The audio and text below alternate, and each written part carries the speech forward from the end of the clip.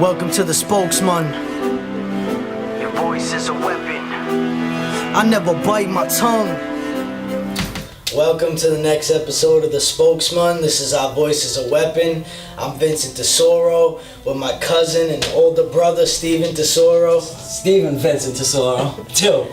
We're kind of one and the same, man. Yeah, so, I don't know. What do you want to do? What do you want to talk about?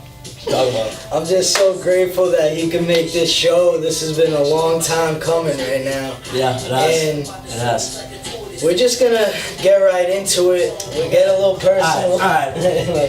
Okay, so I'm coming from a really, really dark place, so it really is. It's beautiful to be here. It's beautiful to be here in the glory of God, especially because I've been here on the opposite side of that coin. I've been in this very house on the opposite side of that coin. You know what I mean? So seeing it in this light, it's powerful. It needs to happen, dude, because the world is sick, bro.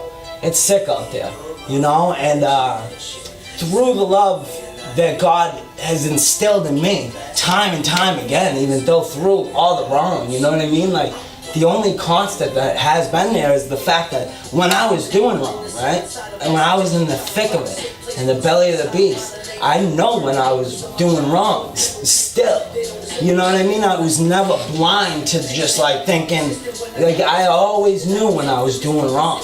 You know what I mean? So it's like, even being evil and doing evil, you still know that that's where you are. Do you know what I'm saying? Like, no matter what, darkness is gonna be around. But like the only thing that puts darkness out is light. And no matter what, even in darkness, there is no complete darkness. There can't be. You know what I mean? And I mean, to give a little background on me, I have been struggling with addiction for as long as I can remember. I mean, I've been in the thick of it for a good 10 years, but even since when I was a little kid, right? Like, stealing a candy bar here, or taking a few bucks here, like I always would be doing this stuff, and like I said, even knowing, you know, it's killing me, and like it's hard to put in words, but this world that we live in, dude, like I was brought up Catholic, through church, baptism, first communion, and then being confirmed. I mean, I got all the way through Catholicism, you know what I mean? Same here. Exactly. I was brought up in a school of Catholicism and then the public school system, which is... Till I got confirmed, and then the priest told me, okay, now you go to church on your own. Yeah, and that's exactly where I went. I dropped right off right after that. But they didn't show the interesting, how interesting. Oh, beautiful, God. Yeah, that's what I mean. You know what I mean? And there's so many facets to him that you couldn't even comprehend. You know what I mean? Like, there's so much more to the universe than this little rock than we can even comprehend. And that's all coming from one mind. You know what I mean? Like, it's amazing, man. Like, you know the picture that I showed you, right? Like, we're this little earth, and that's all we can see, dude. That's all we can see. As far as we know, we're just an earth in the midst of nothing, right? But it's just like, there's so much more to it than that. And like, I don't know. The way that I came through, it took me, like I said, it took me 30 years to actually believe in Jesus. You walk like him, man. You walk in his steps. Every day I tried my best, you know what I mean? And no matter what, we'll always fall flat compared to what Jesus did. You know what I mean? Like, and like I've always like, even like I was living in the thief's world for a long time, okay? And there's extremes that like that I wouldn't do. You know what I mean? Because I knew, like I said, I was talking before, how when you're doing bad, you know that God's watching you do bad. You know what I mean? And it's like, there's levels to the criminal world, you know what I mean? I was a part of this criminal world, and you know, I had to go to jail. I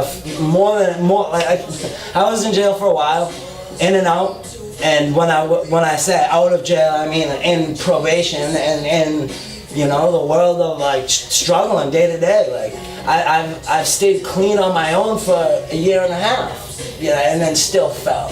You know what I mean? And but where I was, like I said, I would go to these recovery places, right, and scoff at the name of God, scoff. Instead of looking at it like, wow, I'm here and all my friends are dead, because that's what you know what I mean? Like, I just know so many people that have died, and they don't get to, if they didn't get close with God, which I know that most of them are, because that's why they're where they are, is because they're doubting God. Yet, God's got me in this program, safe with 3 meals a day. You know what I'm saying? And like, so like I'm doubting him while he's standing over me, fighting. Fighting the hand fighting of Jesus. for me, dude. You know? So it's just it's hard because I've seen the depths of evil, man. I've seen the madness, you know, and like God would never let me see like because there's one thing that I'll always fight for, and that's children, you know, because they don't have a voice, dude, and like media gives them a voice right now, and it's not a good voice, dude. It's not a good voice, and like I know what's at the heart of it all, and it's this Luciferian and Satanistic worship that's going on, you know. And you can pretend, you can close your eyes to every logo, including this. That's Saturn, Satan, and like, you know what I mean? Like, I'm just saying it goes so deep. It's so deep, and like the only light is Jesus. That's it. So it's either this world and everything that's in it, everything beautiful, because everything beautiful here is gonna die, no matter what. You know what I mean? So, and it recycles because that's what God made this planet. Thank God. You know what I mean? Like, we are spiritual beings going through a physical reality, a physical experience. You know? But no matter what, they like I said, man, it's like this third eye worship almost that's going on right now. If you see it everywhere. And it's like the top of the pyramid, this third eye that they speak of. It's gnosis is what it is, and it's that everybody has inner God, and you do have. Or they're their own God. Yeah, which that's where stuff starts getting dark. You know what I mean? Once, because then they think that all bets are off and that they're God and nothing can tell them nothing, and you know, maybe for a while that will work for them, but that's what that is at the heart of like. It was my biggest waking up point was this Satanism that's going on, and I mean I was living a very loose Luciferian lifestyle. Do what thou wilt. So it's my life. I'm gonna live it. No, I don't need these commandments, dude. Who's this book? Who's this God? I don't know this God. This God's not been here for me. You know, so I pushed it away, dude. And like, I don't know what it is. I don't know what it is about like like Catholicism. They give you this view that God is just out to punish you. That's what He wants, is to punish you.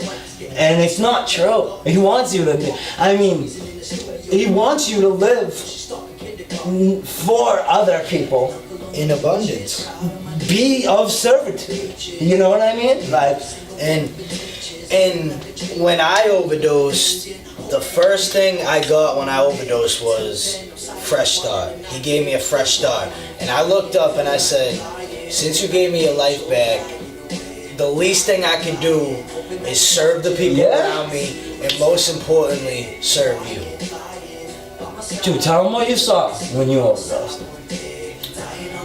I didn't see anything at first, but about a year later, I was building my faith up so strong, and then I tell myself, you know what, I think I did see something, but I might not see it until the day that I finally pass away. Mm-hmm. And then we went to a show, and after a show I'm talking to somebody and discussing the situation, and all of a sudden I had a vision.